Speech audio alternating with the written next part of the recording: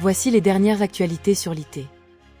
Tout d'abord, Broadcom a annoncé l'acquisition de VMware pour 61 milliards de dollars américains.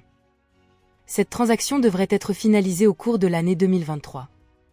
Grâce à cette acquisition, Broadcom souhaite étendre sa présence dans le domaine des logiciels d'entreprise et accélérer la croissance de ses activités. Ensuite, Google a présenté son nouveau produit, les Workspace Frontline. Il s'agit d'une offre spécialement conçue pour les employés qui travaillent en première ligne, tels que les agents de sécurité, les infirmiers et les caissiers. Cette solution inclut des outils de communication, de collaboration et de productivité adaptés aux besoins spécifiques de ces professionnels.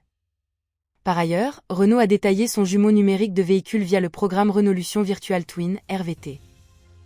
Ce Digital Twin vise à accélérer la réduction du temps de développement des voitures, passant ainsi de 4 à 3 ans et permettant une économie de 40% sur les coûts de développement. L'objectif est d'atteindre une productivité annuelle en hausse de 4 à 7%. En matière de cybersécurité, Google a révélé que sa division Chrome OS avait déjoué plus de 10 millions de tentatives quotidiennes d'attaque par phishing au cours du premier trimestre 2022. Pour contrer ces menaces, Google met en place des fonctionnalités de protection avancées telles que le filtrage des URL malveillantes et l'authentification multifacteur.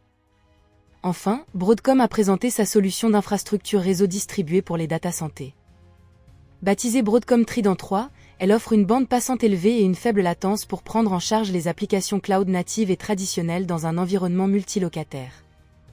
Merci de m'avoir écouté et on se retrouve très rapidement pour les prochaines actus.